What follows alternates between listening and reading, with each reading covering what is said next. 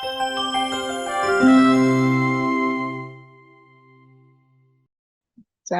хэдүүлээ цаашаа.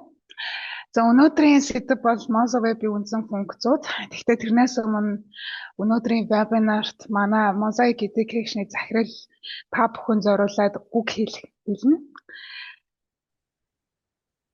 Teachers, dear ladies and gentlemen, I'm Peter Turk from Mosaic Education, and I'm very excited about the enthusiasm and professionalism we see from the Mongolian teachers. So allow me to say a couple of words before the webinar starts. Хүндэт хатагтай ноёдоо би Mosaic Education-ийн захирал Питер Төрөг байна. Монгол багш нарын идэх зүтгэл болон мэрэгжлийн ур чадварыг харахтаа манай хамт олон маш их баяртай байгааг хэлэхдээ таатай байна. Вебинар эхлэхээс өмнө би та бүхэн зориулж хэдэн үг хэлэх гэсэн юм аа. In the past 35 years, our team has been working on educational materials that supports teachers in both preparing and holding the lessons. Regardless if the material is a booklet, a textbook, or a complete digital platform, the idea and the standards are the same. Сүүлийн 35 жилийн хугацаанд манай хамт олон багш нарт зориулсан хичээлээ бэлтгэх болон хичээлээ явуулж заах зэрэг үе шатуудад нь үргэлж дэмжлэг үзүүлэх боловсролын материалуудыг бид ажилласаар ирсэн. Материал нь гарын авлага байна уу, сурах бичиг байна уу, эсвэл бүрэн дижитал платформ байхаас үл хамааран бид бүхний санаа болон стандартууд нь бүгд адилхан байдаг. We hope that our products and services will be of great benefit to you, and we also look forward to your feedback as we continuously take educators' requests and suggestions into account during our development process. This software platform is evolving together with the teachers, aiming to provide opportunities that make education more accessible, more integrated, and more effective. Манай бүтээгдэхүүн болон үйлчилгээнүүд танд ихэнх ашиг тусаа өгөх болно гэдэгт бид найдаж байна. Мөн бид та бүхний санал хүсэлтэд байнга анхаарал хандуулдаг бөгөөд таны санал хүсэлтийг хүлээн авахдаа бид бүхэн баяртай байх болно. Энэ программын платформ нь багш нартай хамтдаа хөгжиж, боловсролыг илүү хүртээмжтэй, илүү нэгдсэн, бас илүү үр дүнтэй болох боломжуудыг бүрдүүлэх зорилготой юм аа. With the school break approaches, we would like to wish everyone a restful and refreshing holiday. Since this is our last webinar in this year, we would also like to take the opportunity to wish you a happy and successful new year.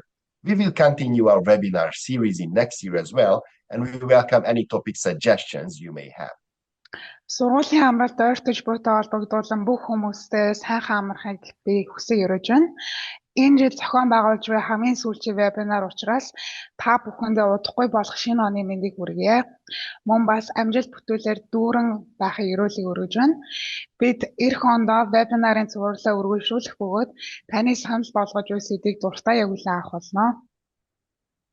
Thank you for your efforts. Thank you for the enthusiasm. And everything that teachers do will be for the sake of the country. Teachers are preparing the future. Таны идэх зүтгэл болон ур чадварт баярлалаа гэж хэлмээр байна. Багш бүрийн хийдэг бүх зүйл сурагчдын ирээдүйн төлөө байдаг шүү. Баярлалаа. За өнөөдөр хийдүүлээ вебинарт одоо орцгоё.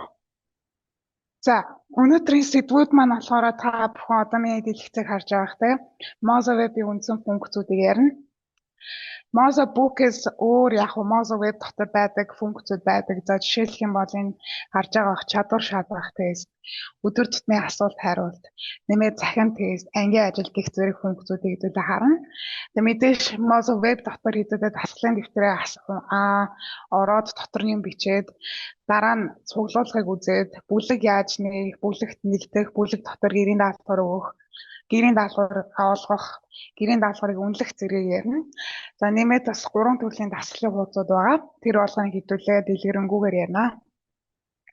За танд ямарваа нэгэн асуудал байвал Mosaic Education Монгол буюу энэ Facebook хуудас руу та Mosaic Education Монголд Facebook дээр хуудас руу та санал хүсэлтээ болон асуудлаа бичиж болно. Үгүй бол Moza web дотроос та нэрний хаяг хажууд байгаа тусламж хэсэг рүү ороод оронгууд чи ийм дийлгэж гарч ирнэ. Тинчээ та тусламж хүсэх гэдэг дээр дараад та өөрийнхөө тохиолдож байгаа асуудлаа эмчээ дийлгэрэнгөө бичээд бидэнд дийлгэх боломжтой байгаа шүү. За гуравт нь болохоор бид бүхний зохиож буй вебинарын бичлэгүүд Mosaic гэдэг гişний YouTube суваг дээр тавигдана. Ийшээ орлоо плейлист гэдэг Moza Book Монгол хичээлүүд гэдэг жагсаалт дотор бүх бичлэгүүд тавигдж байгаа шүү. Moza Web-ийн үндсэн зүйлийг хэдүүлээ яриад явна. Та одоо иймэрхүү зүйлсийг бол харж ирсэн байх. Ерөнхийдөө бол баруун талд нь байж байгаа.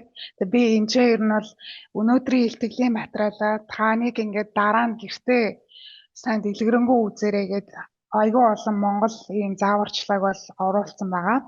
Алхамаар тийм болохоор та гэртээ өөрөө бие дагаад хийгээд явах боломжтой.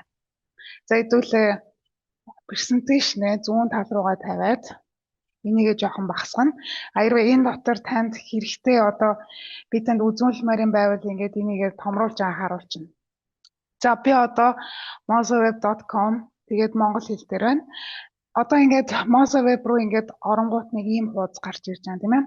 Хэвлээ энийг өмнө бол зөндөө харж байсан. Миний зүнх медиа сан хэрэгсэл ингээд.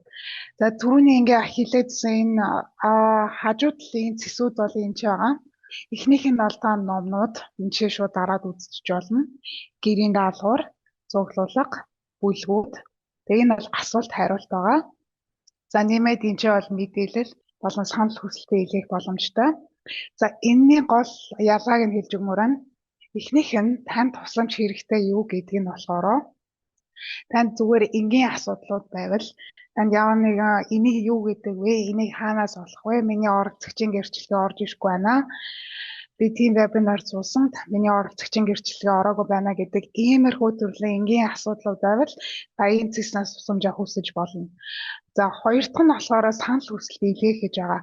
Энийг зөвхөн техникийн алдаа гарсан тохиолдолд ашиглаарай гэж хүсмээр байна. Яагаад тэгэхээр энэчээ илгээсэн мессежүүдийг зөвхөн компьютерийн мэргэжилтнүүд бол энэ мессежийг хардаг.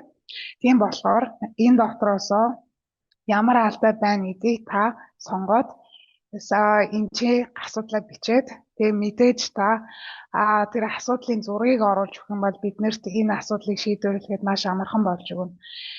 За үгүй дэлгэцийн акшнгаа шууд аваад тэгээд дараа нь болохоор энэ цагийн бүртгэлийг файлуудыг байршуулах. Энийг хөрөхгүйгээр зүгээр энэ чигт нь орхиод тэгээ илгээхтэр дараад та бүхэн техникийн алдаагаа илгээх боломжтой. За өөр нэг юм ярих гэсэн энэ яг энэ тусламж хэсэг рүү орвол яг нөгөө тусламж хүсдэг цэг чи яг энд байна. Тэрний яг баруун талын хэсэгт ингээд нийтлэг асуултуудын хариултууд явж байгаа. Энэ бол өдөр тутам тохиолддог асуудлууд. Хэрвээ танд асуудал байвал энэ дотроос хайж үзээд дотор нь орж ухаад уншиж байгаад та асуултандаа хариултаа олох боломжтой. За энэ бол жишээ нь Moza Web-ийн эхний алхмууд байна тийм. Энэ дотор бүртгэл юунд хэрэгтэй вэ? Бүртгэлдээ хэрхэн нэвтрэх вэ? Нууц үгээ мартчихлаа. Нууц үг нэвтрэх мэдээллийг яаж өөрчлөх вэ гэдэг эхний алхмууд энэ дотор байгаа. За Moza Book-ийн эхний алхмууд бол энэ ч байна. Та дотор нь янз бүрийн асуултууд байгаа. Бид бүхэн рүү мессеж илгээхээс өмнө энэ доторхыг нэг ухаж үзээд танд асуудлаа өөрөө гэртээ шийдэх боломж байвал шийдэх гэж оролдоорой гэж уриалмаар байна. За мөнгөн заяа Гамбат. Доор нь та ингээд миний лиценз цуглуулгууд ингээд янз бүрийн төсвүүд гарч ирж байна. Тэрнээс өмнө хэдүүлээд нэрлүүгээ дахиад нэг орж харлаа. Тэнгүүд чинь таны өөрийн чинь үндсэн мэдээлэлүүд гарч ирнэ. За ерөнхийдөө бол манай энэ тусламжийн цэгүүдэд маш олон хүмүүс нэрээ яаж өөрчлөх вэ? Нууц үгээ яаж өөрчлөх вэ? Имэйл хаягаа яаж өөрчлөх вэ? Сурагчаас яаж багш руу шилжих вэ гэдэг асуудлууд их тулгардаг. За та одоо харж ивэл энэ үзэгтэй хэсэг болгон дээр та өөрийнхөө хувийн мэдээллийг өөрчлөх боломжтой. Дарлаа энийгээ ингээд өөрчлөөд тэгснийхаа дараа энэчээ зөв тэмдэг дээр дарах юм бол таны нэр чинь өөрчлөгдөнө. За ямар нэгэн байдлаар ингээд өөрчилж чадахгүй тохиолдолд та үнэхээр бидэн рүү холбогдоорой гэж хэлмээр байна. Mosaic Education Монгол агуу бол тусламжийн цэгээс би email хаягаа сольж болохгүй байна. Алдаа загаад байна. За, email хаягаа өөрчилсөн тохиолдолд нэг юм заавар гарч ирж байна. За, хүссэн шинэ email хаягаа оруулна. За, тэр шинэ хаяг руу чинь Mosaic Education-аас тань руу баталгаажвал email очино. 5-аас 10 минутын дараа тэр email бол очино. Тэгсний дараа баталгаажуулах тэр холбоос дээр нь дараад тэгэнгүүт чинь таны тэр email хаяг чинь өөрчлөгдөнө. Зөвхөн email хаягаа сольж байгаа учраас нууц өгчөөл хэвэндээ үлднэ гэдгийг анхаараарай. За, иймэрхүү байдлаар та хэрэглэгчийн мэдээлэлээ солих боломжтой байгаа шүү. Доошоо явъя. Та бас өөрөө байгууллагаа солих боломжтой. За, ингээд байгууллага руугаа орлоо, байгууллагаа өөрчлөх гээд та өөрийнхөө байгууллагыг солих боломжтой байгаа. За, тэгээ мэдээж албан тушаал, мэрэгчлүүд, стандартууд гэх мэтчлэн. За, дараагийн ярмаар яасан юм бол яг та нэрнийг чи хажууд нэг юм хонх байна да. Миний маусыг харж байна уу? Тэгээ хонхон дээр дарангууд танд одоо Mozo Web дотор эсвэл Mozo Book дотор болж байгаа танаа байгууллагын хүмүүсийн хийсэн өөрчлөлтүүд энэ дотор орж ирнэ. Ялангуяа сурагчдад бол маш хэрэгтэй зүйл. Яагаад тэгэхээр одоо жишээ нь багш бүлэг дотор янз бүрийн өөрчлөлт хийн. Гэрийн даалгавар олгосон тохиолдолд сурагчид маань энэ Mozo Web дотроо энэ мэдээллээс ямар өөрчлөлтүүд орсон гэдгийг бүгдийг унших боломжтой. Одоо Mozo Web дотор байдаг хэдэн функцүүдийг яриа. За, media сан 3T нэвтрхий төлөвчөг. Зарим багш нар бол энийг бол аль хэдийнэ ашиглаад үзсэн баг тийм ээ. За, ийш оронгууд ерөнхийдөө 800 гаруй 3T үзэгдэл бүхэн юм 20 бот цуврал номыг та бас ашиглах боломжтой. Mosaic Teacher гэдэг лицензтэй хүмүүс бүгдээрээ энэ 3T нэвтрхий төлөвчийг ашиглах боломжтой. За, Mozo Web дотроос бол уншиж болно. Агуу бол Mozo Book дотроос уншиж болно. Тэгээд Mosaic 3D application-ыг бол ашиглаж болно. За, утаснаас ашиглаж байгаа тохиолдолд Mozo Book болон Mosaic app-аас та оронгуудаа энэ QR код уншуулдаг юм би ингээд тодруулсан байгаа харж байна уу? Тэгээд энэ ч болохоор Mosaic app маань энэ бол 3D application. Дотгошоо нь орлоо нэг юм QR код уншдаг юм товчлуур байгаа. За, тэрэн дээрээ дарангууд чинь номон дотор чи ийм хуудас болгон дээр QR код нь байж байгаа. Тэгэх юм бол тэр номны яг ойролцоо утгатай холбогдолтой 3D үзэгдлүүдийг та утсан дээрээ үзэх боломжтой болж байгаа. За, энийг бол номоор нээж болно, веб дээр нээж болно, торон харагдцаар эсвэл бүхэл хуудасаар нэг боломжтой. За, монгол хэл дээр бол энэ 3T номнууд бол тойлогчуд бол байхгүй. Ерөнхийдөө англи, бүүнгээр, герман яг хамгийн ихтэй 10 хэл дээр байсан баг. За, тэгээд нөгөө яриадсан QR код чи энэ байгаа байхгүй юу? Тэгээд тодруулж нь хараарай. Энийгээ барьчаад утсаа онгойлгоод Mozo Book дотроосоо QR код уншдаг юм тавьчих болно. Агуу бол Mosaic 3D application-ээрээ QR код уншуулах боломжтой. Миний зүнх бишээ. Media сан дараа нь зурагт тойл бичиг байгаа. Ийшээ хэдүүлээ орж үзье. За, энэ маань болохоор үгийн сангаа аудио болон visual байдлаар тоглоомжуулсан аргаар хөгжүүлэх боломжтой юм зургийн сан байгаа. За, энэ нэг тийм тойл бичих шиг гэсэн үг. За, ингээд сонгох боломжтой юм 200 гаруй ийм зурагтай үзэгдлүүд байгаа. Энийг болохоор хэл сурж байгаа сурагчдад бол бид нар санал болгож байна. Яагаад тэгэхээр энэ ч гадаад хэл сурахын төвшингүүдтэй, дотроо ийм сэдвтэй, амьтад, аялал, баяр ёслол гэх мэтчлэн та хэрвээ сэдвүүдийг график байдлаар харахыг хүсч ивэл энэн дээр дарна. Дарангууд чи ийм айконууд гарч ирж байгаа.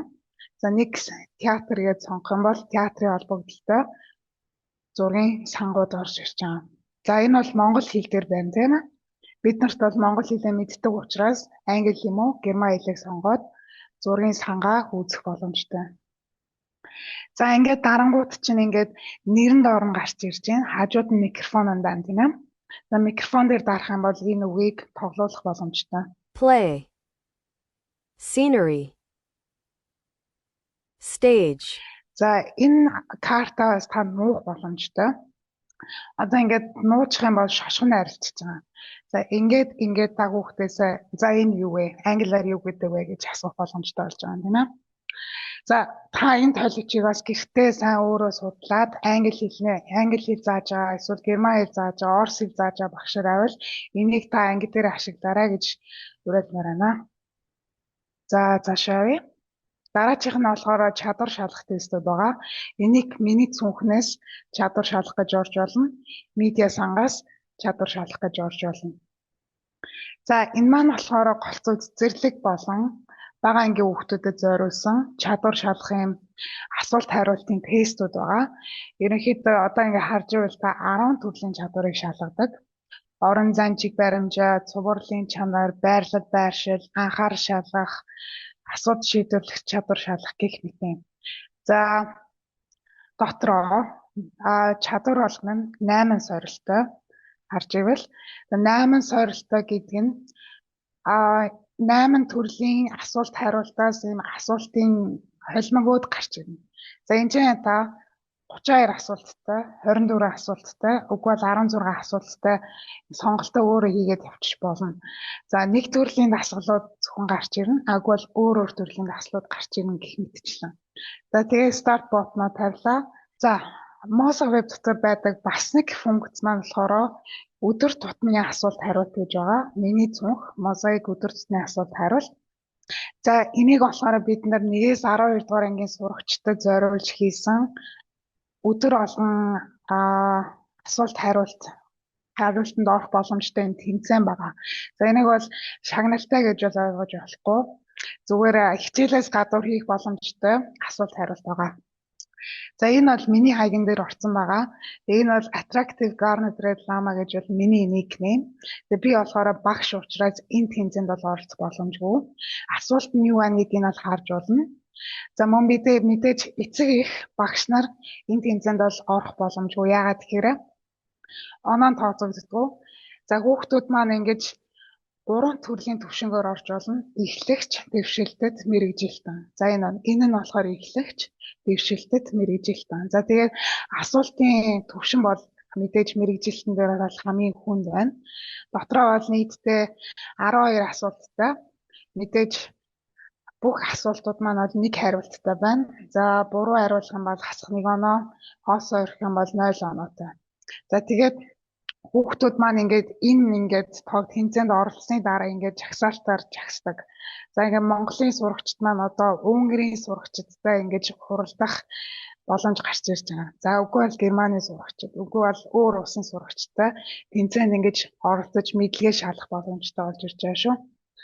За ингээд дотроо 12 асуулттай 13 дахь нь бол эссе бичдэг гэж би бол бодож байна. Би энэ бол өөрөө хийж үзэж байгаагүй. За энэ бол анхан шатны асуулт байна. Тэгээ дотор нь бол нэг иймэрхүү байдаг. Асуулт болгоно нь бол өдөр болго өөр байна. За тэгээд жагсаалтыг болохоор маргааш өдөр нь тавьдаг байгаа. За иймэрхүү байна. Тэгээд цаашаа явъя. За дасгалын дэвтэр рүү орж үзье тийм ээ. Тэгэхдээ миний цүнх миний дасгалын дэвтэр. За одоо шууд оронгууд чи миний байршилтууд гэж байна. Энэ бол таны өмнө хийжсэн байршилтууд байгаа. За энэ ч бол та нар харж байгаа миний өмнөх вебинарын дасгалын дэвтрүүд байна. Надтай хуваалцсан дотор бол бусад хүмүүсийн хийсэн олон нийттэй хуваалцсан дасгалын дэвтрүүдийг та нар энэ харж болно. Үгүй бол зөвхөн тантай хуваалцсан дасгалын дэвтрүүдийг харж болно. За ногоон дээр дарах юм бол та шинээр дасгалын дэвтрээ нээн. Формат нь болохоор ерөнхийдөө Moza бүгдээ яг адилхан. За арай жоохон бага шийдэж болно. Moza бүгдээ илүү олон тохиргоо бодсолж болтойгоо харж исэн баг тийм. 2 нүгэртэй. Энэчнээ захын заагаад биччин, налан хөгтөж шуум гэх мэтчлэн. Үндсэн мэдээлэл төр мэдээж гарчгаа өгнө, хичээлээ сонгоно, ангиа сонгоно. Тэгээд хувийн хаяг дээрээ байрлуулах уу, бусад хүмүүстэй хуваалцах уу, бүлгүүдтэй хуваалцах уу гэдэг сонгоод тэгээд дасгалын дэвтрээ онгойлгож болно. За үүсгээ хэдүүлээ.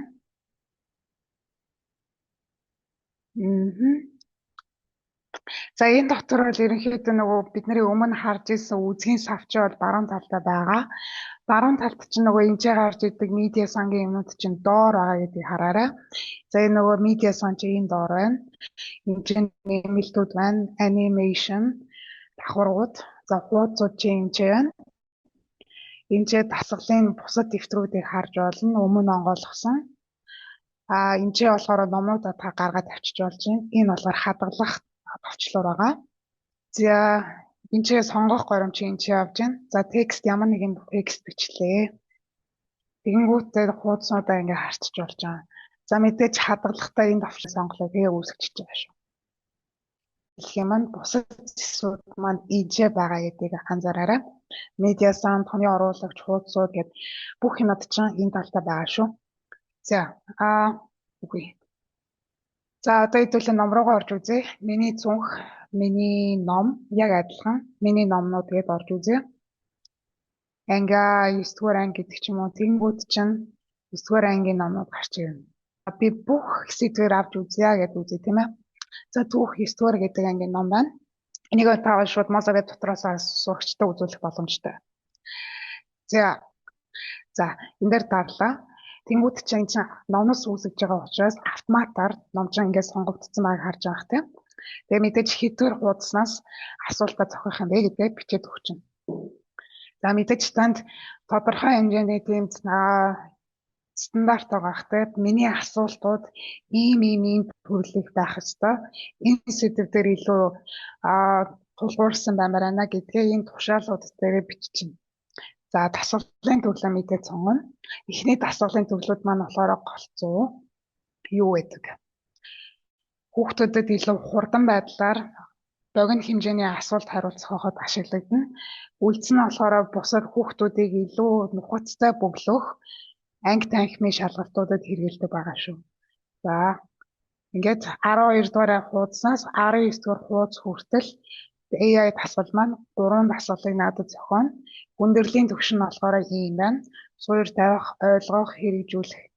За энэ хэдийг сонгоцсон. Үлдсэн хоёр нь болохоор яг түрүүний хэлсэн чиг хүүхдийн илүү гүнзгий түвшнийг, гүнзгий чадварын түвшнийг шалгахад зориулагдсан байгаа. За тэгээ хэдүүлээ үүсгэе. За одоо ингээ үүсгэж байгаа тийм ээ. Тэнгүүд чинь одоо шууд миний үүсгэсэн 3 дасгал маань гараад ирчихэж байгаа. Яг энэ дотроос бол та энэ 3 дасгалыг бол засварлах боломжгүй. Тэгэхдээ ном руугаа шууд оруулж болно. Таны энэ дасгал чинь таны цуглуулгууд дотор, дасгалын хуудсууд дотор үүсгэж байна гэдэг түр хугацааны фолдер дотор үүсгсэн байгаа. Энэ бол автоматар сонгогдсон байна. Энэ хадаасан дээр дарангууд энэ дасгал чинь ингээд ороод ирж байгаа шүү. За нэг иймэрхүү байдлаар та номноос хуудсыг ашиглаад шууд AI дасгал үүсгэх боломжтой. За хэдүүлээ өөр хэсэгдээ яриад явъя. За миний зүнх цуглуулгууд гэж байгаа тийм ээ. Энийг та миний зүнх цуглуулгууд гэж орж болно. Нэрнээсээ цуглуулгууд гэж орж болно. Агвал энчинээсээ энэ фолдерны икон дээр дарангууд ч орж болж байгаа. За эхнийх нь болохоор та бүлгүүдийн цуглуулга буюу орж үзье. Энд чинь анги дотор хийсэн цуглуулгууд байгаа. За анги дотор та ямар нэгэн файл хуваалцлаа гэж бодоход энэ чинь ингээд цуглуулгууд нь гарч ирнэ. За дасгалын хуудсууд гэж байгаа. Өмнө та ингэж үүсгэж ийсэн бүх дасгалууд чинь энэ фолдер дээр байна.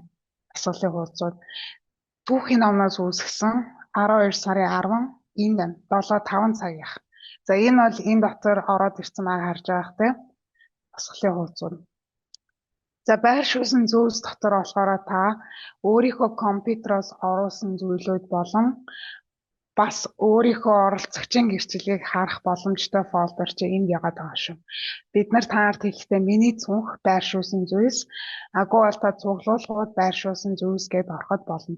Энэ дотроос та оролцогчийн гэрчлэгээ одоо жишээлбэл 12 сарын 10-ных байлаа гэж бодоход доор аж 3 хоногийн дараа эсвэл 4 хоногийн дараа та энэ доторхоо шалгаад байхгүй байвал бидэнтэй холбогдоорой гэж хэлмээр байна. За дараагийн цуглуулга маань бол дуртай зүйлс. Гэрийн даалгаврын цуглуулгууд таны өмнө хийж исэн бүх гэрийн даалгаврууд энд орж ирнэ. Түүх гэдэг нь болохоор таны Mozo Book дээр юм уу? Mozo Web дээр ашигласан хамгийн сүүлийн хэрэгсэл, тоглоомууд, номнууд энэ дотор ол орж ирэх ёстой. За энэ ч болохоор Mongolian webinar гэдэг би энэ цуглуулга дотор бүх вебинарын материалуудаа бол хуваалцсан байгаа. За дуртай зүйлс дотор болохоор та жишээлх юм бол медиасан хэрэгсэл тоглоом.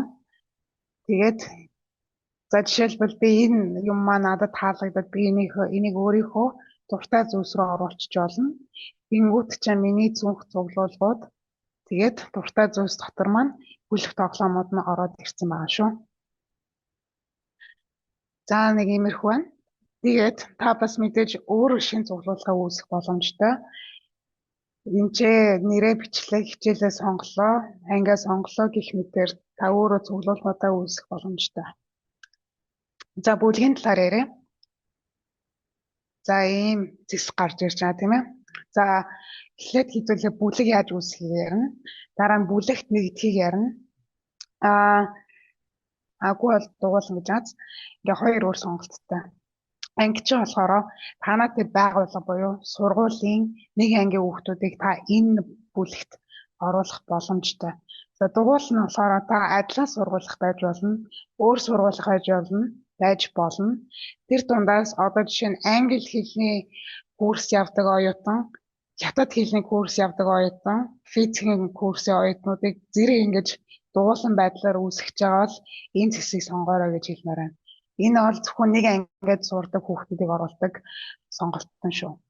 За мэдээж та бүлгийн нэрээ бичнэ.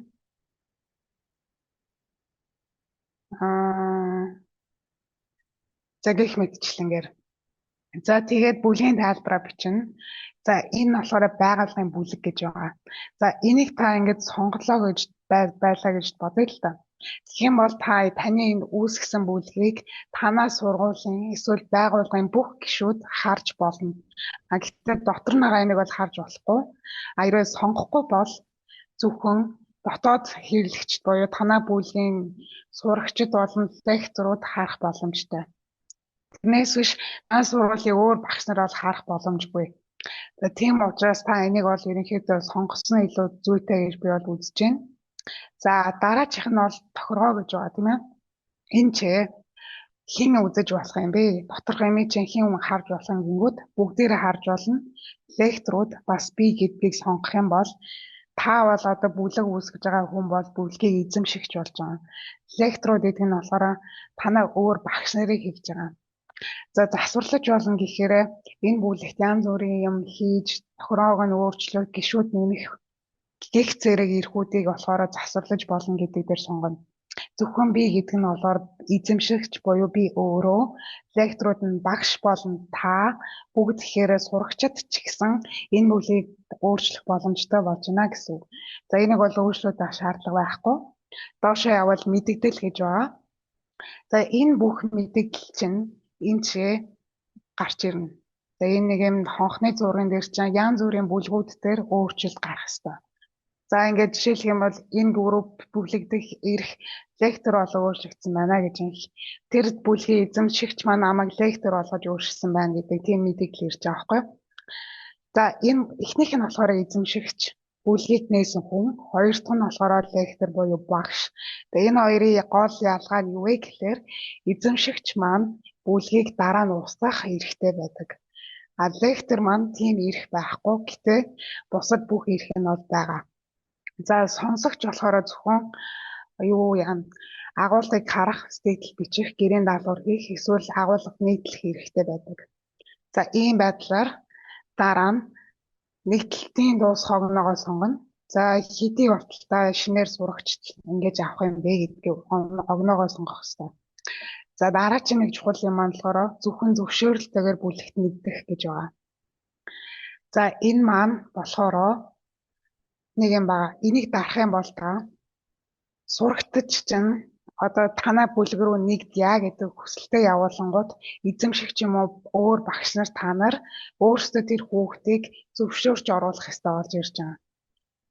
За энийг сонгохгүй гэх юм бол тухайн бүлэг рүү зөвхөн код илгээгээд тэр хүмүүс шууд нэгдэх боломжтой болж ирнэ гэсэн үг. За ийм байдлаар би бүлгээ үүсгэнгүүт надад ийм код гарч ирж байгаа. Энэ кодыгаа та сурагчтайгаа хуваалцаж болно. За, мессежүүд гэдэг орчин дээ. За би өөр нэг харуулмаар байсан юм маань болохоор Mozaweb энэ дахиад үзье. Миний цүнх бүлгүүд тэнгууд чинь бүлэгт яаж нэгдэхийг харъя. Бүлэгт нэгдэх гээд оронгууд нэг юм код нэгж байгааз түрүүний яг энэ бүлгийн код. Аггүй бол та энэ холбоосыг шууд хүүхдүүдтэй өгөх боломжтой. За би одоо энэ кодоо жишээлх юм бол нэг жишээ байдлаар кодоо бичээд оруулах хэрэгтэй. За сая үүсгэсэн бүлэг рүү оръё тийм ээ. За эхний хуудас маань болохоор бүлгийн бүх ингээд багш нарын постлсон, аггүй сурагчдын нийтэлсэн бүх мэдээллүүдийг харж болно. За энэ чи би бол дүнгийн сая бүлгээ үүсгэсэн болохоор ийм цуглуулга үүсгэсэн байгаа. Вебинар анги 1 гэсэн. За тэрэн дотроо та гэрийн даалгаврууд шууд оруулчих болно. Аггүй бол гэрийн даалгаврыг бас өгж болно. Тэрнээс өмнө хэдүүлээ яаж гишүүд нэмхий бол бүгээс ярьчээ. За бүлгийн гишүүд бол би одоо гав ганцаараа эзэмшигч тийм ээ. За энэ эхнээс маань болохоор танаа байгууллагын гишүүд. За одоо та сургуульд байгаа Mozaweb бүртгэлтэй бүх багш нар бас сурагчид энэ дотроос та хайх боломжтой. За үгүй бол энэ ч нөгөө нэг сонголт чинь гарч ирж байгаа байхгүй юу? Нөгөө зөвхөн зөвшөөрөлтэйгээр гэдэг зэсээ сонгосон бол сурагчид маань танаа бүлэг рүү нэгдэх хүсэлтэд явуулсны дараа та сурагч болгоныг зөвшөөрч оруулах, үгүй бол бүгдийг зөвшөөрөх гэдэг сонголтыг гаргасны дараа сурагчид чинь танаа бүлэг рүү нэгдэх боломжтой. Одоо жишээ болгоод нэг юм презентацийн дээр би нэг юм тавьсан байгаа. Одоо ингэ зөвхөн зөвшөөрөлтэйгээр сонгоцсон байлаа гэж бодъё л та. За тэгээ би одоо жишээлх юм бол энэ анги руу нэгдэх хүсэлтэд явуулсан гэдэг мэдээлэл би одоо эзэмшигч рүү явуулж байгаа. За тэгэнгүүт чи энэ дотроос та сурагчтай зөвшөөрөөд оруулах ёстой. Ямар нэгэн хүн сонголоо. За хасахтаа энэ ч дарж хасж байгаа. Дахиад нэмлээ. Хаслаа. За нэгэнт одоо ингэ сонгосон хүмүүд маань шууд сонсогчоор орж ирдэг боёо сурагчаар орж ирдэг. Та энэ хүний эрхийг бас өөрчилж болно. Энэ доошо цэсэн дээр дарлаа. Энийгээ тегтэр өөрчилж болно. За эзэмшигч бол эзэмшигч, тегтэр гэдэг нь болохоор өөр багш нар байгаа. За энэ ч та email хаяг эсвэл ID-гаар бүүн өрн зүгээр нэмээд хайчж болно. За жишээ олгоод би бэлдсэн байгаа. Хамаагүй ID-гаар бичиж болно. Эсвэл email-ээр ингээд давхарлаа бичсэн байсан ч болно. За одоо энэ ч бол тийм өөрчлөлт юм бол байхгүй. Тэгээ хамгийн гол нь таслал авах хэрэгтэй. Харж байгаа таслал. За тэгээд нэмчихэж байгаа. За одоо нэг ийм хүн байгаа байхгүй юу? Энэ хүмүүс маань ингээд угаасаа Mozaweb ID-тэй учраас ороод ирж байгаа. За энэ хүн маань бүртгүүлээгүй Mozaweb хаяг байхгүй учраас бүртгүүлээгүй гэж гарч ирж байгаа. За энэ хүн рүү чинь Mosaic-аас имэйл очих ёстой. За Mozaweb энэ бүлэгт нэгдэхийг ингэж хүссэн тийм имэйл очино.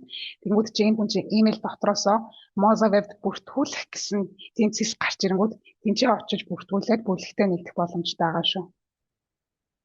За нэг иймэрхүү байдлаар та хүмүүсийг бүлэг рүүгээ нэмж болж байгаа. За бүлэг мессежүүд рүү орчих. Хэдүүлээ энийг ярьсан. За гэрийн даалгаврыг бол шууд өгж болно. Энэ дотроос цуглуулга маань бол энэ ч байгаа. Тохиргооч нь бол бүлгээ үүсгэсний дараа та бас дахин өөрчлөх боломжтой. Гишүүдэд хэдүүлээ ярьсан. Та бүлэгт олгосон бүх тасалбаруудыг бол энэчнээс харж болно. За хэдүүлээ гэрийн даалгавар ярихдаа бол энийг тодорхой ярив. Энэ бол тасгалд орох үнэлгээ байгаа. За би энэ дотроос хэлэх гэсэн юм маань та энэ дотроо мэдээлэлээ бичиж болно. Ямар нэгэн бичлээ.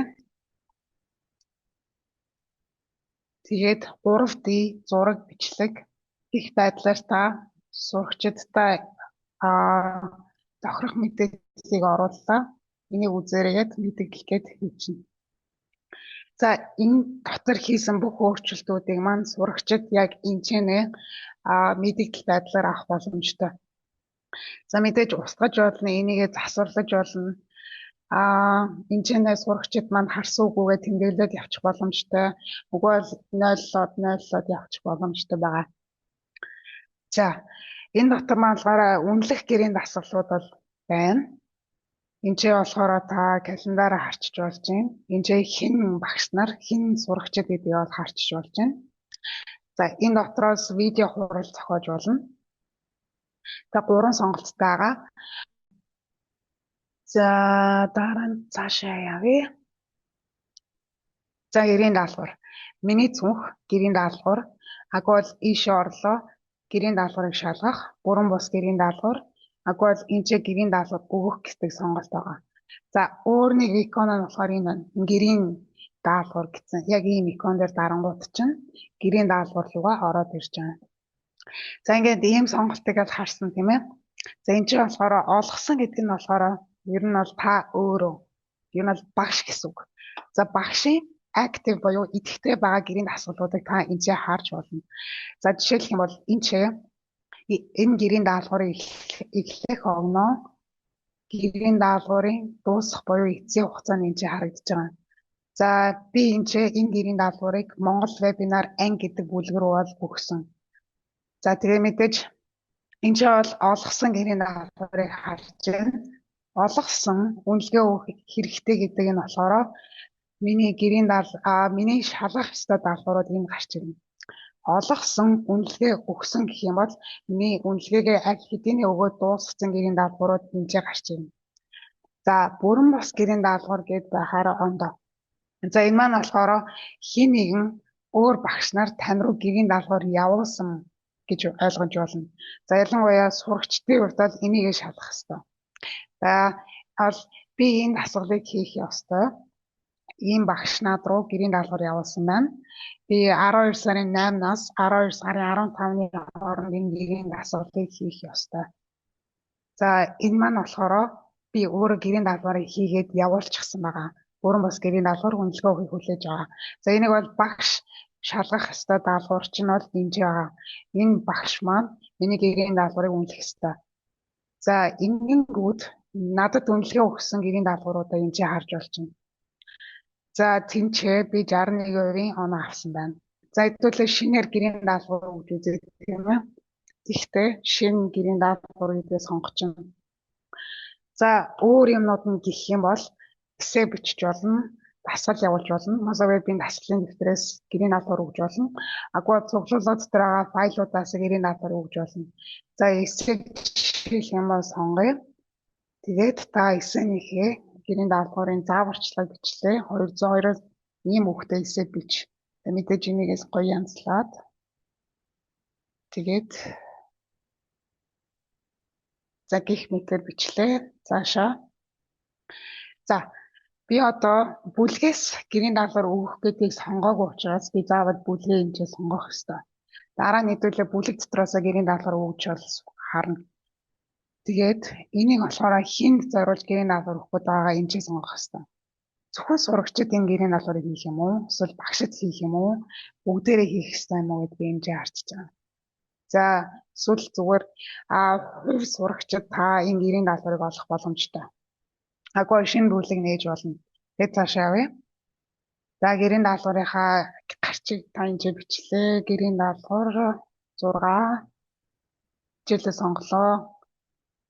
За Mozovib энэ чинь нийгэм хичээлийн асуудал байсан. Хүн нийгэм. За эхлэх огноогоо сонгоно. Эцсийн хугацаа. За би бол энийг 7 хоногийн хугацаатай хийх гэрийн даалгавар тэгээд бүлэг рүүгээ илгээж байгаа шүү. За ингээд бүлэг рүүгээ илгээсэн тийм ээ. Тэнгүүт чинь бүлгүүд рүүгээ орж байгаа. Монгол вебинар анги. Ер нь дотор чи одоо миний гэрийн даалгавар 6 гэдэг маань ингээд ороод ирсэн байна. Тэгээ бүлгийнхаа цуглуулга руу оронгууд чинь энэ ч байхгүй байна. Дасгалууд дотор байгаа. Энэ гэрийн даалгавар 6 гэдэг миний эссе гэсэн гэрийн даалгаврыг та энэ харж болж байна. За бүлэг дотроос гэрийн даалгавар үгээ те. Шинээр гэрийн даалгавар хийлээ. Энэ дотроос дасгалаа сонголоо. энэ байгаа дасгалуудыг таны өмнө хийжсэн дасгалууд байгаа. Эндээсээ та дасгалын удаа 5 гээд сонголоо. Энд чинь хэдэн минутын турш энэ дасгалыг хийх ёстой вэ? 60 минутаар сонгоё. Буруу хариултыг хавнаа хасах юм уу үгүйгээ бол хийж болж байна. Үргэлжлүүлээ. За энэ чинь бишийн дасгалаас үүсгэж болно. Тэнгүүд чи ийм сонголт гарч ирнэ. Нөгөө нэг дасгал засварлагчийн сонголт гарч ирж байгаа юм тийм ээ. Зөв буруу гэж жишээлх юм бол би энэ чинь сонголоо. Тэгээд газ дасгал хийгээд. За энэ бол үнэн удлааг хардаг. Одоо гаргасан юм. Застдаг дасгалыг би газ хийгээд үзүүлээд. Тэр орондоо дасгалаа уншиж байгаарэ. Аль нь үнэн, аль нь худлаа.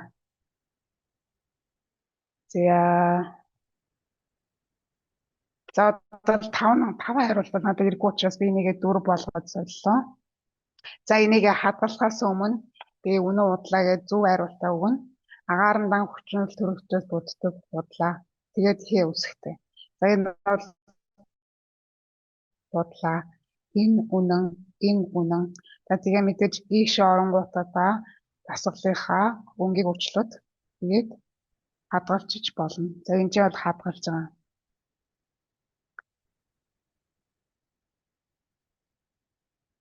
Энд чи би гарчгаа өгөө тий.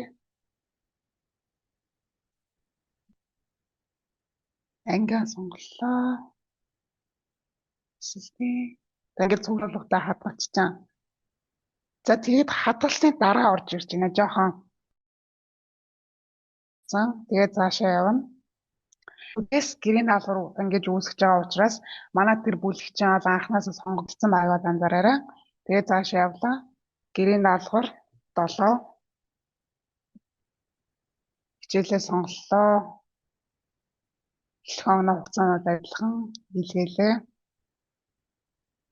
За энэ дотроос тааж гэрийн даалгавраа шалгах боломжтой. За гэрийн даалгавар 7 чи бол энэ чи ороод ирсэн байна тий.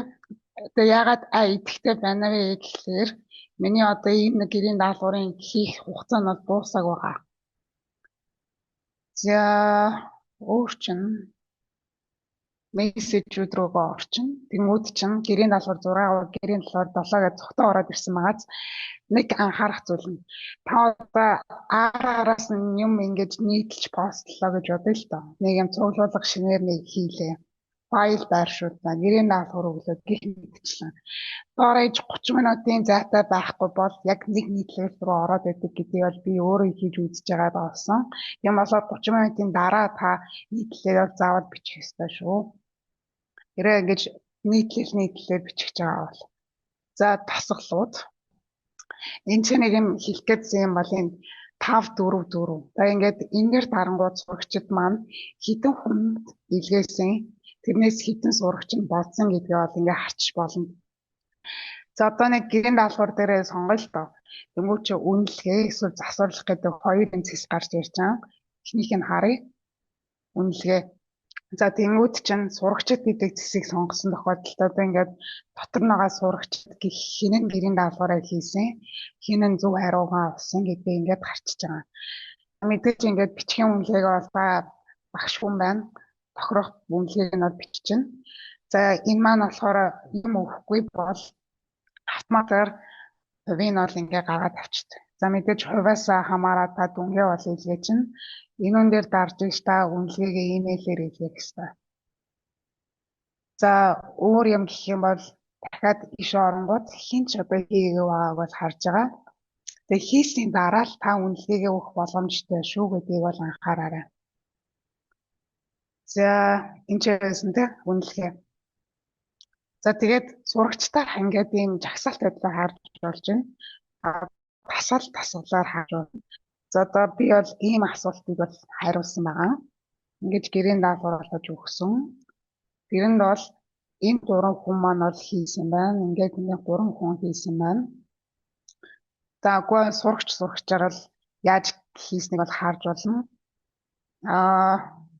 Сурагчид Бозо Мартин бол гэрийн даалгаврыг явуулаагүй байна. Харват Александрагийн хариултыг бол би ингэж харж болж байна. ингэж хийсэн байна гэж ингэж харах боломжтой байгаа шүү. Тийм. За энэ бол үнэлгээг жагсаах юм хоёр төрлийн арга байгаа шүү л гэж хэлэх гэсэн юм. Үүсгэх чиглэлээрээ тэрийг болохоор миний нэр дасгалын хуудас үүсгэх гэдэг рүү орж ирж байгаа. За Monzo Web дотор бол 3 төрлийн дасгал үүсгэх боломжтой. Дасгал засварлагч нь бол юм байна. Энэ болохоор дасгалын хуудас үүсгэдэг юм байгаа. Ялгаа нь юу вэ гэхлээр энэ маань болохоор нэг хуудсан дээр нэг л дасгал байна. За энэ маань болохоор нэг хуудсан дээр хичнээн ч дасгал байж болно. За хамгийн ихдээ бол нэг хуудсан дээр 5 дасгал байдаг. За тэгээ ингээд нэг тест шиг хуудастай гэсэн үг. За эхнийх нь болохоор нөгөө хиймэл оюун ухаанаар үүсгдэг дасгалын хуудас байгаа шүү. За жишээний хэдүүлээ эндээс ахуулаад үзээд явчих. За тэнгууд чинь хэдүүлээ өмнө харж ирсэн юм байна тийм ээ. Энэ бол миний өмнө хийжсэн дасгалууд чинь зөвхөн хиймэл оюун ухаанаар хийсэн дасгалууд чинь байгаа. За энэ чэнсэдээ дасгалын тоогоо сонголоо. Нөгөө асуултын ямар чадвар шалгах вэ гэдэг төвшин энэчнээс сонгочих болж байна. За хоёр төрлийн арга байгаа.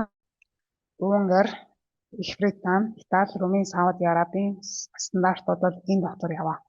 Гэхдээ Монголын стандарт бол будахгүй ороод ирнэ. За стандартыг бол та яриад байгаа шүү дээ. Хичээлийн хөтөлбөр яамнаас гаргасан тэр хичээл дээр тийм суралцсан зорилтуудыг судална гэдэг тийм стандартад ороод ирнэ. За тэр стандартаас хэдүүлээ бас дасгал үүсгэх боломжтой болж ирнэ хэдэн сарын дараа.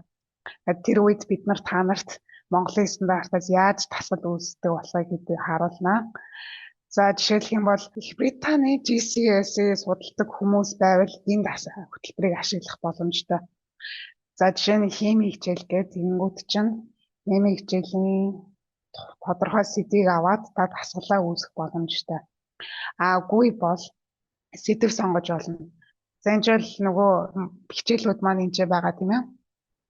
Тэр дотроосоо геометри гэдэг сонголоо, ангиас сонголоо. За ингэж сонгож байгаа шалтгаан нь юу вэ гэхээр эндээс болохоор мозаик дотор байгаа бүх дижитал агуулгуудаас ямар ч хамаагүй математикийн геометрийн сэдвийн 10 дугаар ангийн холбоотой асуултуудыг зохион. Тийм болохоор тэгээд та энийг сонгосон бол заавал тушаалаа бичихгүй бол асуултууд нь амар ерөнхий гарч ирнэ.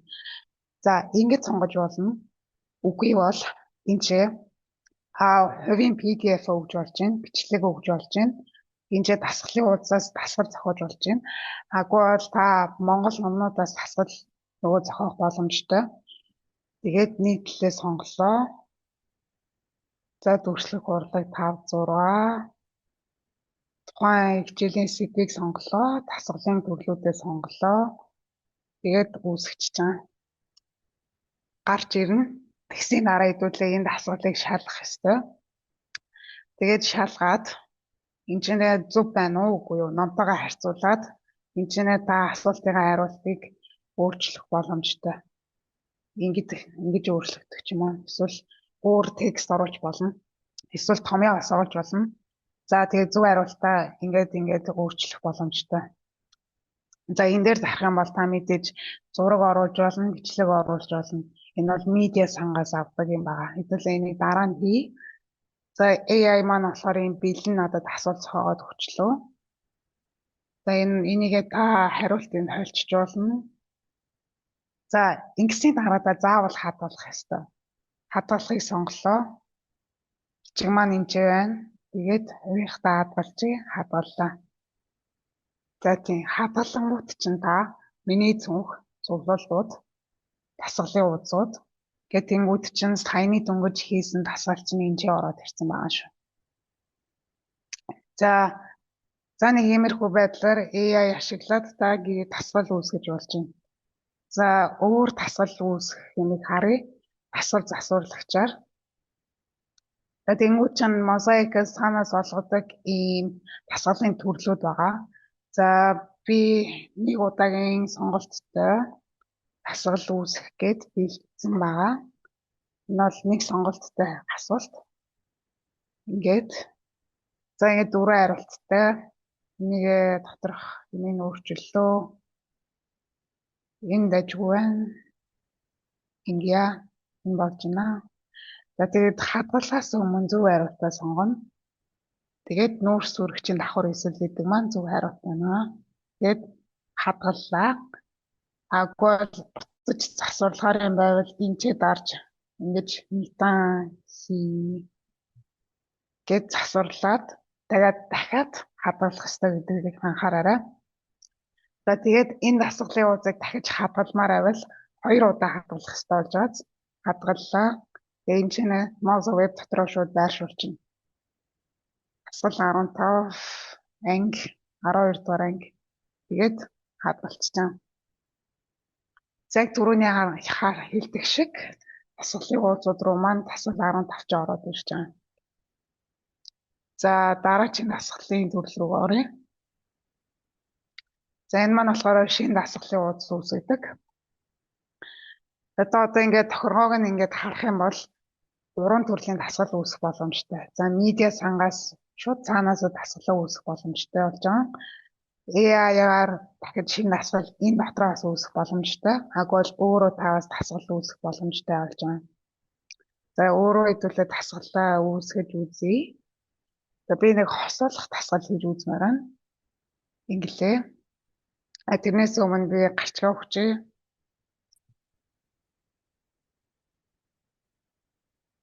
За дасгалын төрлүүдээ бол энэчнээс сонгож байгаа юм аа. За энэчнээр зүгээр текст оруулчих. За хариулт. Тэгээд дахиад нэг хариулт өгье.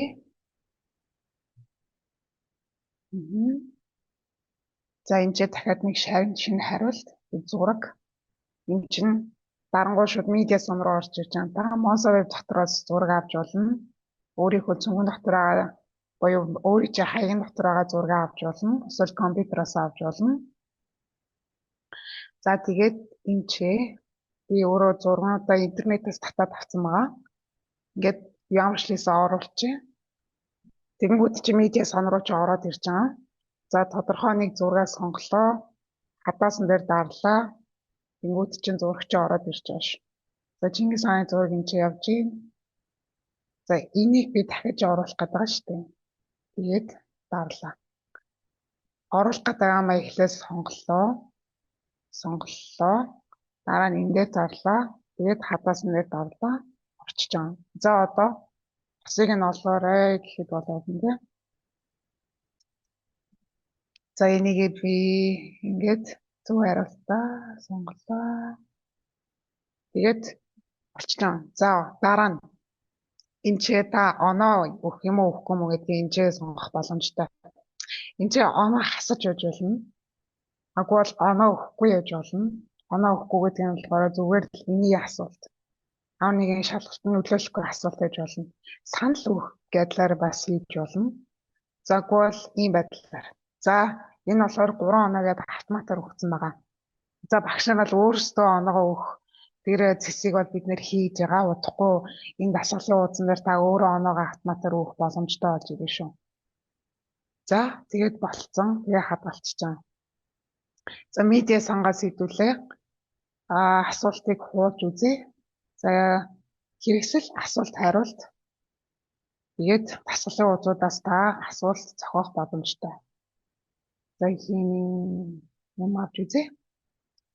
За энэ асуулт танд надад таалагдчих ах юм бол би энэ хүн дээр дараад дасгал руугаа орчиж байгаа. Тэгээд яг нөгөө миний энэ дасгал чинь энэ дотор ороод ирсэн байгааг анзаарч байгаа тийм ээ. Тэгээд зөв хариулт нь 9 гэд. Тэгээд иймэрхүү байдлаар дасгал үүсгэх шин тийм. За энэ чинь нэг юм сонголт байгаа. Шинээр та дасгал үүсгэл энэ дээр дарангууд нөгөөний 3 сонголт чинь гараад ирнэ.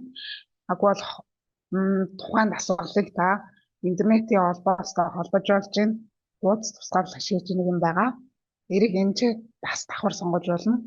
Сонгох юм бол эхний хуудсан дээр зөвхөн нэгдүгээр асуулт гарч ирнэ. Хүүхэд дараагийн хуудас руу орох юм бол 2 дугаар дасгалыг харах боломжтой болж ирнэ шүү. За хадгалъя. Дасгалын хуудас 16 монгол хэлнээр ангиа заавал сонгох ёстой, хичээлээ заавал сонгох ёстой. Тэгээ хадгаллаа. За тэгээ миний дасгалын хуудас руу маань одоо ороод ирж байгаа юм тийм ээ. За тэр дасгалт засварлагчийн икон нь бол юм улаан өнгөөр AI-гаар үүсгэсэн дасгал нь бол ийм зурагтай, AI-ийн зурагтай. Энэ саяны дасгалын ууд маань болохоор энэ ногоон өнгөтэй икон дээр байгаа шүү. За сурагчийн үгээр харахыг бол энэ өгдмөл байдал гэдгээр дараад та энэ хуудас маань сурагчид яаж харагдах вэ гэдгийг бол харж болж байгаа. За нөгөө нэг түрүү хэлсэн шүү дээ. Эхний хуудсан дээр нэгдүгээр дасгал байна. Дараагийн хуудсан дээр манай хоёрдугаар дасгал байна гэдэг тийм ээ. За энэ маань бол таалагдахгүй байх юм бол та энэ дээр дараа засварлаж болж байна. Энэ дээр дарах юм бол та хийлж болно. Дараа нь энэ дээр дарах юм бол та гэрийн даалгаварт өгж болно шүү. Энэ дасгалаа шууд. За одоохондоо бол болохгүй. Энийгээ та шууд гэрийн даалгаварт өгж болно. За тэнгуү чин цагийн хязгаараа сонгоно. За энэ дасгалыг хэдэн минутаар хийх юм бэ? 45 минутаар тохируулъя. Өргөжлүүлье. Тэгээд цаашаа явъя. Бүлгээ заавал сонгох ёстой. Цаашаа 16 хичээл. Одоо ингээд хийгээд ах тусам илүү гарт чи амар болоод ороод ирнэ. За энэ би Монгол вебинар анги гэдэг бүлэг дотор би хамгийн сүүл гэрийн даалгавар 16 гэдгийг сая өгсөн.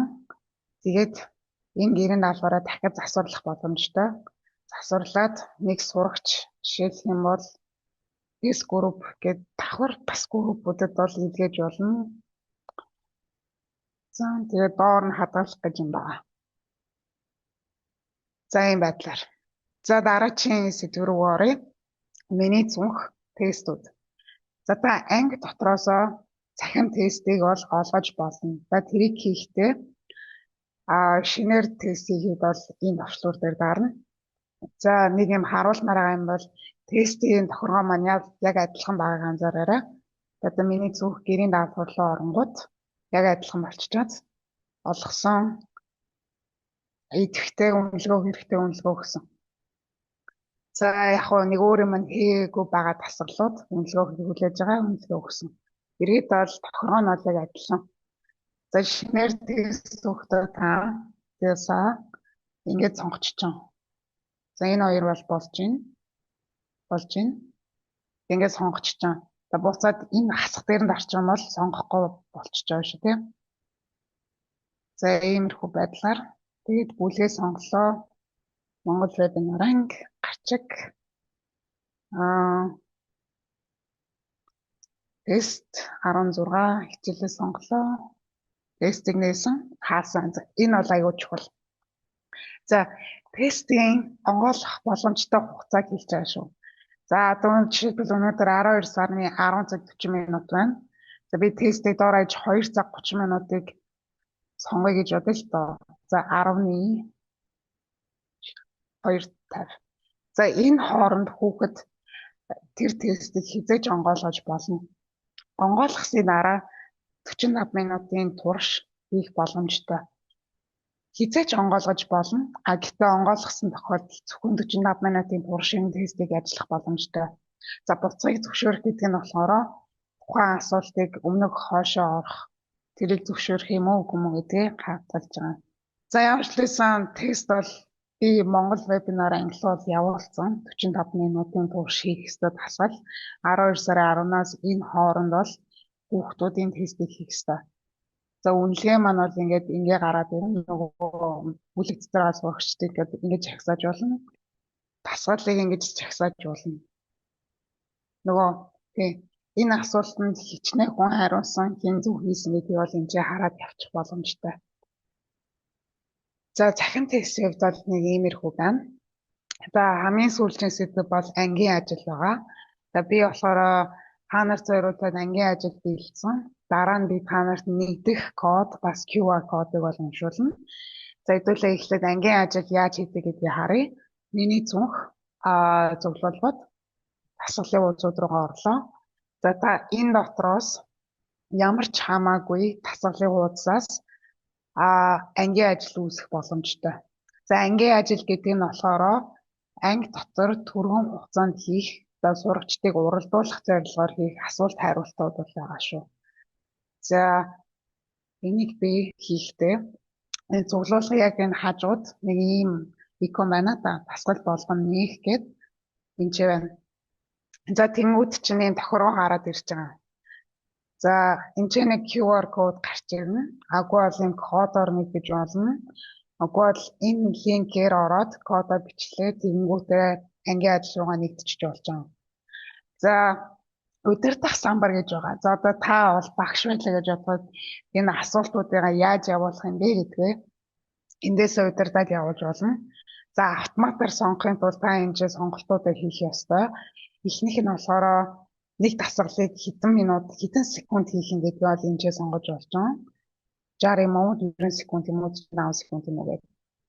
За энэ болохоор зөв хариултыг харуулах хугацаа. Асуулт маань дууссаны дараа 10 секунд өнгөрсөний дараа юм уу? 5 секунд өнгөрсөний дараа юм уу гэдгийг ингээд сонгочихж байгаа. Тэгсний дараа зөв хариулт маань автоматар гараад ирнэ. За энэ бол статистикийг харуулах хугацаа. Энэ маань болохоор онооны жагсаалтыг харуулах хугацаа байгаа шүү. За энэ бол 5 секундээр яж явах зүгээр. Агуу бол та гараараа удирдаад явчих боломжтой. За ангийн ажилд нэгдэхийг бол та нарт харуулъя. Гэтэ зүгээр шууд миний цүнх рүү орчээ. Баруун талд чинь нэг ийм икон байна да. Хамгийн доороос хоёр дахь нь ийшээ орж болно. Агуу нэрнээсээ ангийн ажилд нэгдэх гэж шууд орчиж болно. Тэнгүүтээ нэгдэх кодоо бичлээ. Тэгээд энэ кодыг шалгалаа. Тэгээд та ангийн ажилд бол нэгдэж болж байгаа шүү. За би одоо та нарт зориулаад ийм ангийн ажил хийсэн. За энэ ангийн ажил руу нэгдэхдээ та одоо утсаа барьж агаад энэ QR кодыг уншуулаарай. Болохгүй бол энэ холбогдох кодыг би та нарт одоо чатаар явууллаа шүү. Ерөнхийдөө бол энэ ангийн ажил хамгийн ихдээ 500 орж болно. Тийм болохоор та жишээ нь их сургууль дээр ч юм уу эсвэл янз бүрийн семинар дээр ийм ангийн ажил хийхийг танилцуулж байгаа тохиолдолд хамгийн ихдээ 500 хүн оруулаад тэмцээн ингэж хийх боломжтой болж ирж байгаа шүү. За эхлүүлээ шүү дасгалын хугацаа. Нэг асуултанд 60 секундын дотор хариулах боломжтой. За ингээд хамгийн дээр нөгөө секунд нь ингээд явж байна. За эхний асуулт нь болохоор одоогоор Mozo Web дотор байдаг, Mozo Book дотор байдаггүй функцүүд аль нь вэ? Зэрэгэд иймэрхүү асуултанд хурдан хариулах ёстой. Бас зөв хариулах юм бол та хамгийн өндөр оноог бол авна шүү. За 5 секундын дараа миний бол ингээд статистик бол гараад ирж байна. 35 хүн Жанлог Инхбатар багш зөв хариулсан байна. Дорж Бүрэн анх баяр хүн гэдэг хүн зөв хариулсан байна. За дараагийн асуулт руу оръё.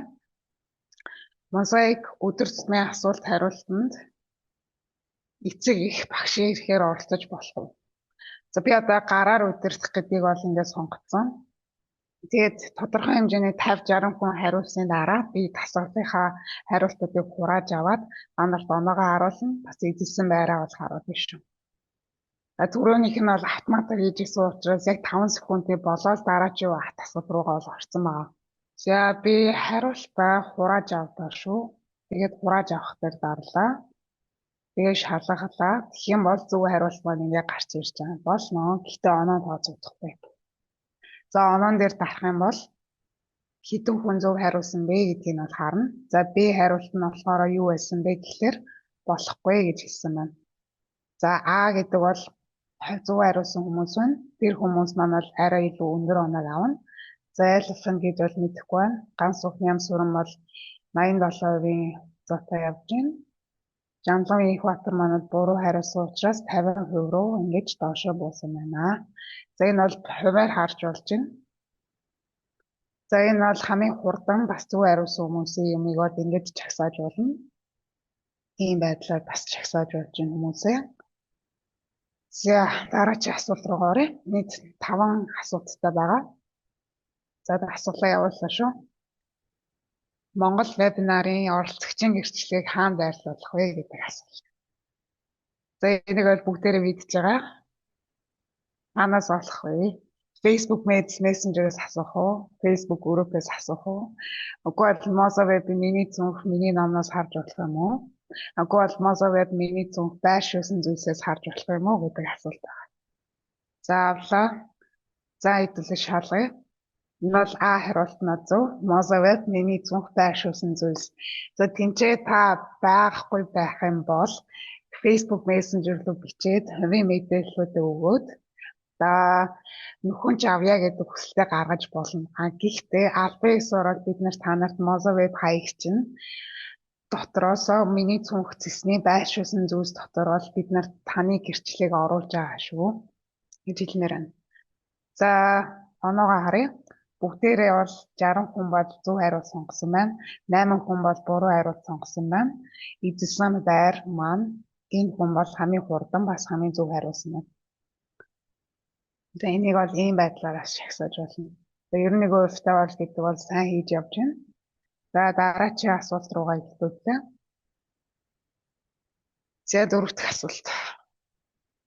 Тамаас өөр дээр хоёр тусламжийн цэгийн ялгааг мэдэх үү? Тослуулаарай. За эхнийг нь болохоор энгийн тусламжтай тусламж хүсэх, дараагийнх нь санал хүсэл хийгээ гэдэг байгаа. Энэ хоёрын ялгааг хослуулаад зөв хариултаа явуулаарай. За би хариултаа одоо хурааж авлаа шүү. За шалгая. За тусламж хүсэх зэг маань болохоор та зөвхөн ажиллагаатай холбоотой өдөр тутмын энгийн асуултанд та хариулт авах гэж байгаа бол та тусламж хүсэх зэгээс бидэндээ хариулт асуулт асууж болно. Энэ бид танд тусламж хүсэх. За хоёр дахь нь болохоор санал хүсэл хийх байгаа тийм. Тэр чинь болохоор доошоо орлоо ажиллагаатай холбоотой техникийн алдаа тулгарсан. Тийм бол бидний хэлбэрээ. За зөвхөн техникийн алдаатай холбоотой тусламж шүү. За энийг хэдүүлээ. Оноог нь харъя. 100 хүн бол ингэж хариулсан, буруу хариулсан байна. Эзэлсэн байраа харъя. Энэ хүн бол зөв хариулсан байна.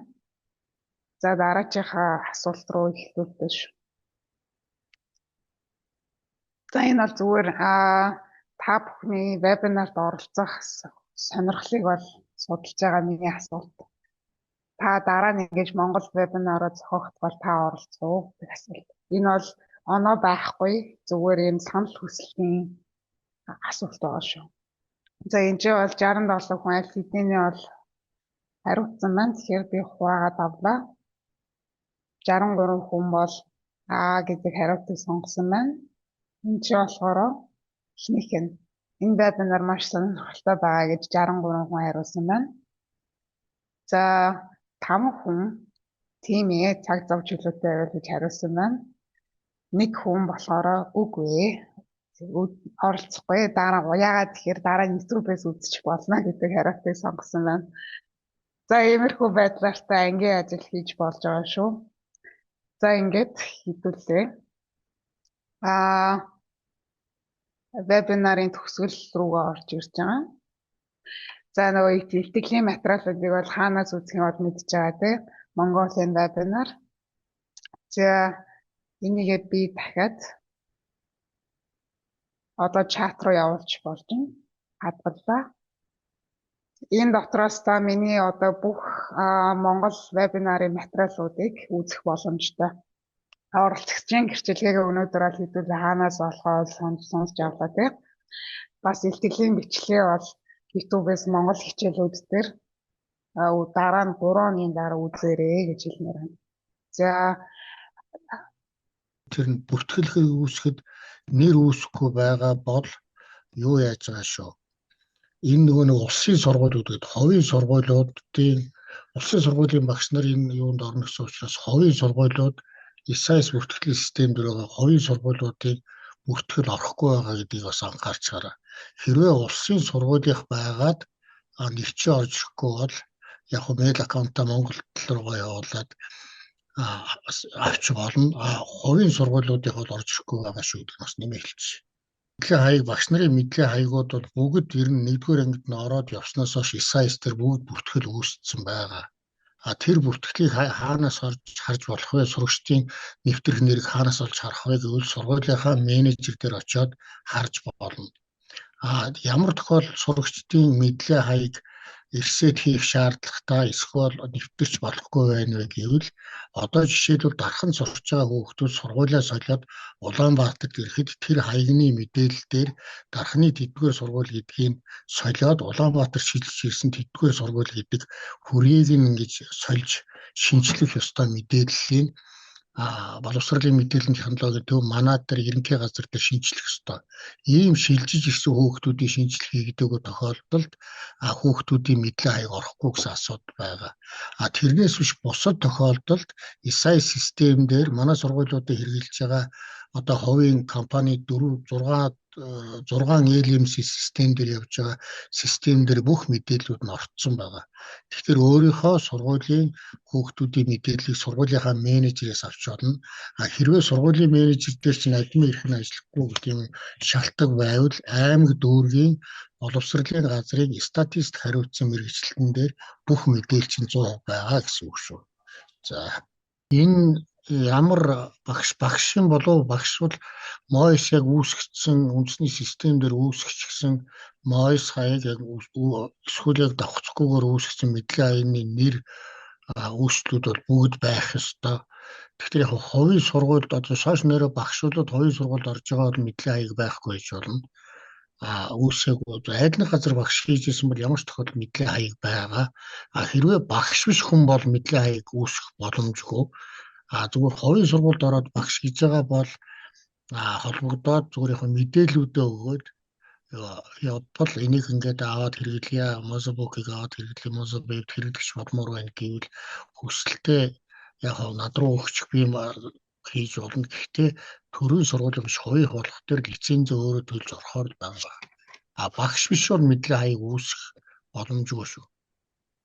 Сургуультанд орсон ингээд 2-3 өдрийн вебинарт, ялангуяа өнөөдрийн вебинарт орсон Монголынхаа багш нарт бүгдэнд нь баярлалаа. Хоёрдугаарт өнөөдрийн сүүлийн вебинараа Унгарын талаас зохион байгуулж байгаа мөнгөдөө баярлалаа. Сонирхолтой маягаар хичээлээ зохион байгуулсан. За мөн багш нарт маань бас мэдлэгээ дэвшүүлж Mozobek-ийн зөвхөр хэлсэн Петр захиралтай баярлалаа. Ажлын амжилт хүсье. Тэгээд би өнөөдрийн сүүлийн сургалтанд орсон багш нартай 2-3 зүйл хэлье гэж бодож байна. Энд байгаа багш нарт. За нэгдүгээрт нь юу вэ гэхээр та бүхэн энд суугаад энэ хичээлүүдийг үзээд судлаад бидний зүгээс явуулж байгаа сургалтанд сууж амжаагүй ч гэсэн ингэж вебинар маягаар суугаад орсон бол та бүхэнд нь зөвхөн өөрөө сураад гарах биш, өөрийнхөө сургуулиуд энэ эрхцгийг харж байхад бүр сумын хөдөөний аймгийн холын сумдын хүмүүс ч байна. Та бүхэн өөрийнхөө сурсан юмыг сургуулийнхаа багш нарт заавал тайлбарж өгөөрэй, заавал яриарай. Багаар ажиллана гэдэг бол хөгжих хамгийн том боломжууд тийм ээ. Хэн ир зааж өгөх гэдгээс илүү энд сууж байгаа хүмүүс бол та нар тэр сум сургуультай бол орог багш болж байгаа ийм гоё зүйл байдаг юм байна. Багшийн ажлыг ингэж гоё хялбарч болох юм байна гэдэг талаар нь багаар ажиллаж багш нартай маш сайн зөвлөн туслаарай гэж нэгдүгээрт хэлье. Бид нар чаддаг зүйлээ бусдад зааж өгч байна гэдэг нь хамгийн сайн арга зүй. За хоёрдугаарт нь юу вэ гэж хэлж байгаа вэ гэхээр энэ сургалтын үйл ажиллагаанд ороод асуултууд асуугаад та бүхнээс харж байхад яг үндсэндээ зарим мэдээллүүд бидний зүгээс дутуу өгсөн байж болохын эсвэл аймаг боловсролын газар сурагч багш нарын мэдээллүүд маань одоо олон мянган хүнд хүрэлцээ бас баггүй байж болох гэдэг үүднээс нь бид багш нартай 2-3 зүйл хэлчихье. За мэдлэг хаягтай асуудалтай тийм ээ, мэдлэг хаягных нь нууц үг блоклогчсон гэдэг юм уу, нууц үгээ мартцсан гэдэг юм уу, мэдлэг хаяг нэр нь байгаад орохгүй гэдэг мэдлэг хаягтай асуудлуудыг шатараас маягаар багш нартай та нар заримдаа сонссон хүмүүстэй хэлээрэй. Хамгийн эхлээд сургуулийн менежерүүд чинь админ ирэх буюу тэр пассвортыг харах, миний мэдлэг хаяг ямар нэртэй мэдлэг хаяг уу, MOIS хаяг ямар нэртэй, ямар пассворттай гэдгийг харах хамгийн ихний хүмүүс бол сургуулийн менежерүүд чинь байгаа. За зарим сургуулийн менежерүүд эрсэт хийгээд одоо хаягийг чинь шинжлэх тийм эрх бас байгаа. Зарим нь болохоор шинжлэлийн асуудлыг хаагчихсан байгаа. За хоёр дахь асуудал нь хааж байгаа гэвэл сургуулийн менежер нь чадахгүй бол аймаг дүүргийн боловсролын газар дээр статистик хариуцсан мэргэжилтэн гэж байгаа. За чи сургуулийн менежертэй хэлээд болоог бол аймаг дүүргийн боловсролын газар руу уцтаад миний мэдлэг хаяг болохгүй, бидний мэдлэг хаяг эрсэт хийгээд өгөөч, пассвортыг ингээд менежер хийж болохгүй нэг тийш очно. Гурав дахь нь болох дээр юу вэ гэхээр та мэдлэг хаягаа шинээр үүсгэх гэж байгаа. мэдээ аяг хэрэглэхгүй удацсан 6 сараас дээш болтсон бол лиценз нь хаагдчихсан тохиолдолд боловсролын ерөнхий газрын цахим хэлтсээр энийг шинээр үүсгэх ийм зөвлөлттэй байгаа. Тэгэхээр ингээд шатараалаад хэрэглээ миний ашиглах хүмүүс хажууд байгаа юм байна гэдгээ бас нэгдүгээрт мэдээд авчихараа гэж хэлж байгаа. Хоёрдугаарт нь яг энэ мэдлээ дээр үүсэх үйл ажиллагаатай зүйлүүд та бүхэнд аймаг болгон дээр, дүүрэг болгон дээр, боловсролын газар дээр нэг мэрэгчлэлтэн бэлдсэн байгаа. Бид нар маань зарим нь маш сайн явж байгаа, зарим нь одоо аймгийн хэлээд явах уу. Ганц сургалт явуулаагүй газар бид нар одоо шаардлагатай байж байгаа. Хоёрдугаарт аймаг болгонд нэг сургагч багш бид нар бэлдсэн байгаа. Цахимаар 2-3 сургууль цахимаар хийгээд өгсөн явж байгаа.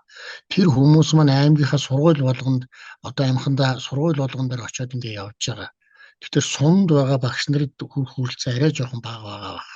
Сумын багш нар зарим аймагуд нь болох дээр мэдээлэлээ тодорхой хэмжээний мэдээллүүдээ цахимаар ингэ заагаа явж байгаа. Тэгэхээр энэ үйл ажиллагаанууд маань шатараатай явж байгаа, шатараатай байгаа юм байна. Шууд боловсролын ерөнхий газар руу эсвэл шууд мозаик гэхээс илүү пассвортаа нууцгүй солилцохоор байгаа бол хажуучин менежер чинь солих боломж байгаа юм байна.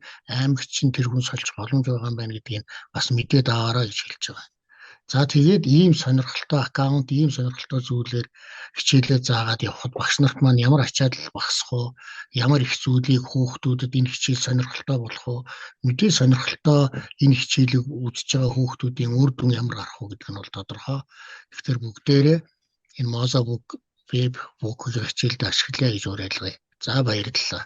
Мөнгөдөө Онгарын талынхандаа бас баярлалаа. Улсын сургуулийн коллежийн хүүхдүүд бүртгэж болдгоо гэд. Бид нар энэ төслийг түрүү нь хэлжсэн бага ангийн сурах хүчихэд орох уугүй гэд. Гэрээ хийхдээ 6-аас дээш дунд ахлагангийнхтэй хийцэн. Үнэхээр энэ маань сонирхолтой дунд ахлагтай өгөөчтэй болоод үнэхээр сайн байвал бидний дараагийн бодож байгаа зүйл бол бага ангийнхаа сурах хүчийг оруулна, бага ангийнхаа багш нарыг хамруулна гэсэн ер нь бодол бол байгаа. Тэгээд 6-аас 12 дугаар ангитай бүртгэл явж байгаа улсын коллежуудыг бид нар одоо яг датан дээр сургуулиудаас аваад бас хаягны асуудал нөгөө хаяга хэрэглэгээ удацсан гэдэг үүднээс нь хаягны асуудлууд байсан учраас асуудлуудын бүгдийг бүртгэж аваад коллежд байгаа 9-ээс 12 дугаар ангийн мэргэжлийн сургалт үйлдвэрлэлээр явж байгаа бүх хүүхдүүдийн мэдээллийг цуглуулад одоо бид нарыг датан дээр ерөнхий газар ажиллаж байгаа. Тэгэхээр тун утгахгүй одоо улсын сургуулийн коллежийн хүүхдүүд улсын сургуулийн коллежид ерөнхий эрдэм зааж байгаа багш нарт энэ лиценз мэдээ хаяг нь үүсгэхэд ороход бэлэн болно гэдгийг бас хэлчихье.